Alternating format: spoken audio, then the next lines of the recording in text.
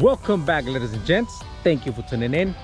On today's video, I'm not only going to show you how easily it is to change your oil and how to reset your service light at home, but I'm also going to be showing you some very important tips and tricks that you need to do when doing your oil change. I actually get to see a lot of people, including dealerships and mechanic shops, not following the complete procedure when changing their oil, and most definitely not using some of the tips and tricks that I'm about to show you today. So even if you know how to change your own oil, I will assure you that by the end of this video, you're gonna end up learning something today. And if you happen to be the small percentage that knows exactly what I'm talking about, then you got to go of bash me all you want down in the comments. For everybody else that ends up learning some of these tips and tricks for the first time, you already know what to do. Make sure you smash that like button. And now, let's get it. It's time to work. Okay guys, we are doing the oil change in this BMW 2010 335i with the N54 engine.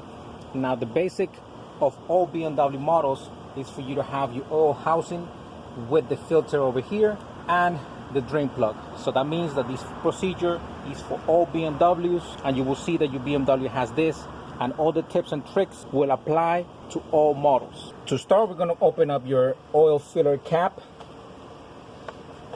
and that's so the oil drains properly once we open up down there. One of the things that you want to see is the oil filler cap itself, and if you see some sludge, as you can see over here, it's a little bit of sludge. But if you have a lot more sludge, then that means that your engine and the oil change intervals haven't been good at all. So if you have a little bit of buildup like this or even more, I would suggest you start changing your oil a lot more frequently. Maybe even what it was said before, the synthetic oils, which it was 3,000 miles. Start changing it at 3,000, probably even 2,000 miles. So that way you get to clean the engine. Nowadays, oils have additives that would break down all this sludge, and it will keep your engine a lot more cleaner. So that will be something that you guys should consider when changing your oil. Next, go ahead and jack up your car from the driver's side only, and I'll show you why just in a couple of seconds. Coming into the bottom, just go ahead and grab a screwdriver and open this up. In here you will find your bolt for your oil pan, and that's where you drain it. And the reason why you want to go on your driver's side, lift up your car from the driver's side, is because since the plug here is on the left, what you want is to create a slope so everything drains out through here. Now go ahead and put up the pan to catch the oil. Grab a 17 millimeter and just open up this bolt.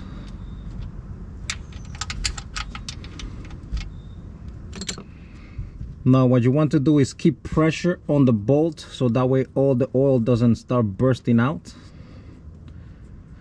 I should have definitely used some gloves, but we're already up to this point, so keep applying pressure on the bolt.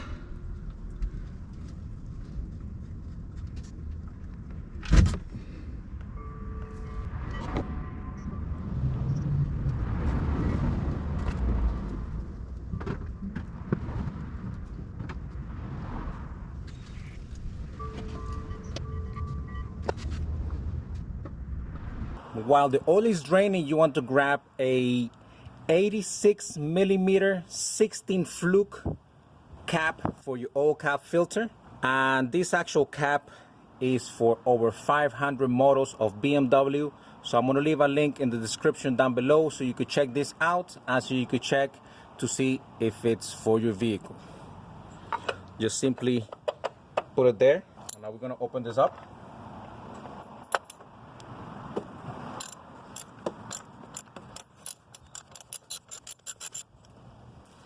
Now bring in a plastic bag or something so it doesn't drain out.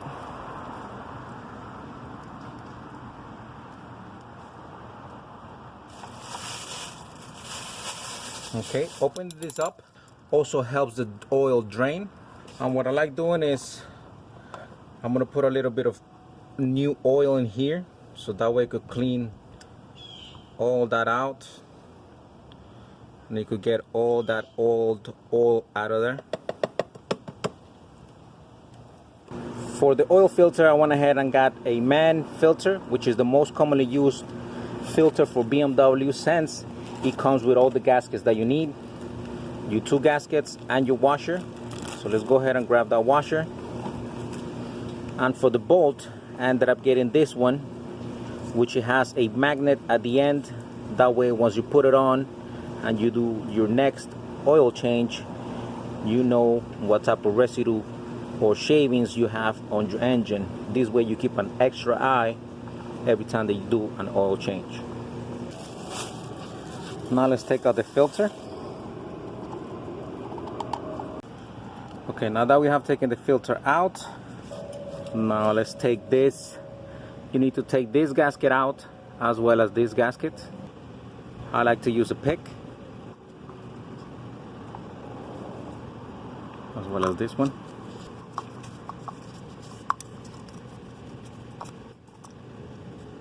Now we're going to give this a clean with some brake parts cleaner.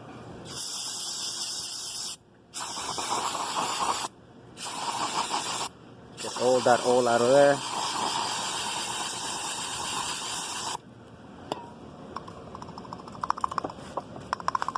That way we could start with this nice and clean. Guys, in case you didn't know, brake parts cleaner is a hell of a cleaner and a degreaser. And it truly doesn't matter what kind of brand you use, as long as you use brake parts cleaner to clean any type of grease. So if you're going to use this on your engine to clean up any grease, make sure that your engine is cool to the touch and then give it the proper amount of time to dry.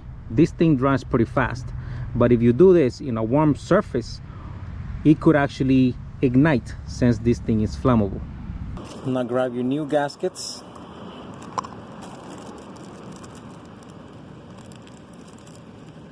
And place it in there.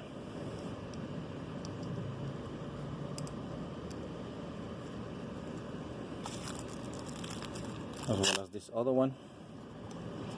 This one has a groove, which is right here. Right there. And you want to make sure that it's all in that groove. Now go ahead and grab your filter. It doesn't matter which way you put it on.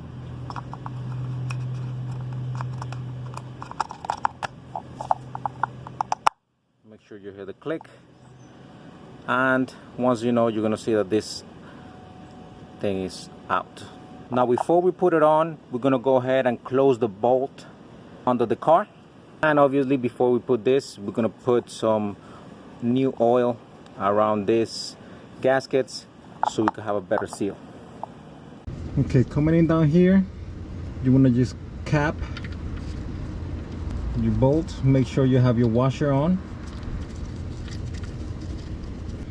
Now go ahead and tighten this up.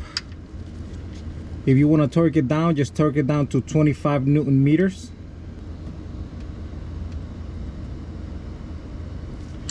If the washer that you're bolting starts mushrooming out, that means that you over tighten it.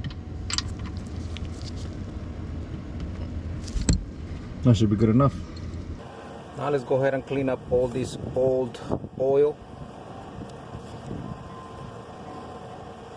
There's a lot of oil in there that is left, so let's clean all that up so we don't have any old oil.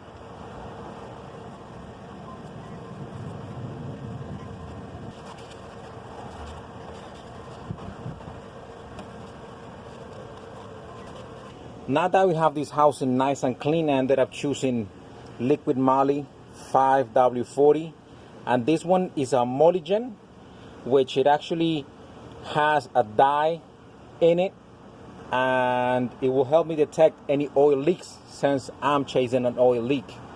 As you guys saw in the some of the previous videos, I just did the bath cover gasket, so now I did have a leak in that section, but down below I have another leak. So this right here is actually going to help me out, and in a future video I'm going to show you guys how is it that it looks with the light and how you actually search for this leak. Now let's go ahead and open this up. And what you're going to find kind of cool is the color of this oil. And now what you want to do is you want to pre-fill this oil housing. And the reason why you want to do this is so your car don't start dry. Look at this oil, guys. It's green. So you want to put probably about 3/4 of a liter, which is one of these. And we're gonna let that pre-fill. And actually what the car is doing, if you don't do this and you just put the oil filter in there, the car is going to take extra couple of seconds while it fills all these channels, and it's actually going to run dry. So the reason why you want to do this is to refill and don't have your engine running dry for a couple of seconds. Let's keep filling this up and just wait a little bit until it starts draining. It's gonna start draining after a while. Let's go ahead and put up a little bit more. Now while that drains, let's grab a little bit of that fresh oil, go around this gasket, and let's go around this other gasket so we can have a proper seal.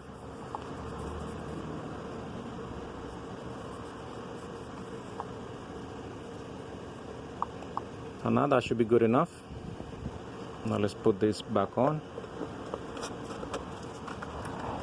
Okay guys, now this gets torqued down to 25 Newton meters, as you can see right there, plus 5 Newton meters. That means 25 to 30 Newton meters. And if you come here to the side, you will see those green markings, which should roughly give you an idea of how tight that needs to be. So we are going to go ahead and do that 25 Newton meters. So we're going to torque this down to 25 Newton meters.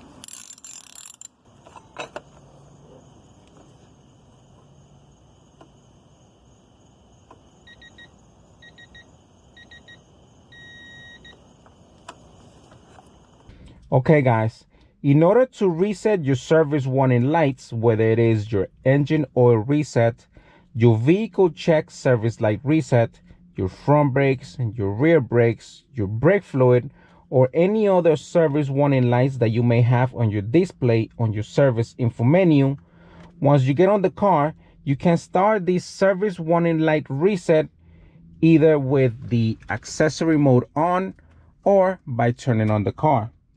If you choose to do this process with the accessory mode on only, then you need to make sure that your door is completely closed. And if you choose to do this process with the vehicle on, then it truly doesn't matter if your door is closed or open. Okay guys, so let's go ahead and turn on the car. I'm gonna choose to do this way. We're gonna move this a little bit over here. And if you have any of these lights, like in this case I have a light bulb and the ABS, then what you want to do is make sure that you clear that up by pressing this BC button, and as you see, it goes away. And you have to make sure you do this if you have any of those lights, because if you don't, it's not going to work. Like example, if I'm going to do it, this reset warning light right now that the sun is in there, it's not going to work. So once again, we're going to go ahead and clear it with this BC button over here. And then we're going to go ahead and press this button over here. And you're going to keep it pressed. And there it is. There's your service menu. You could go ahead and move it with this lever over here. There is your oil, your brake fluid, your service vehicle check, front brakes, rear brakes, and oil. So right here with the oil, just go ahead and press again BC button. It's going to ask you to reset, and then you go ahead and press it again, leave it pressed. Then you're going to see the clock, keep it pressed still, and there it is. It's reset. Now I'm going to go ahead and reset this vehicle check warning, which is over here. Same thing, press the BC button and then leave it pressed once again, keep it pressed, and then you're gonna see the little clock, keeping it pressed, and then it's already reset. Now to check, what you gotta do is once again go over here with this lever, and you're gonna see that the whole thing is reset. And that's how you reset your server's warning lights. Now before you guys click away from this video, make sure you hit the thumbs up if you end up learning something today, and of course consider subscribing for more automotive tips, tricks, DIYs, and N54 content. Once again, thank you for watching, and I will see you guys on the next.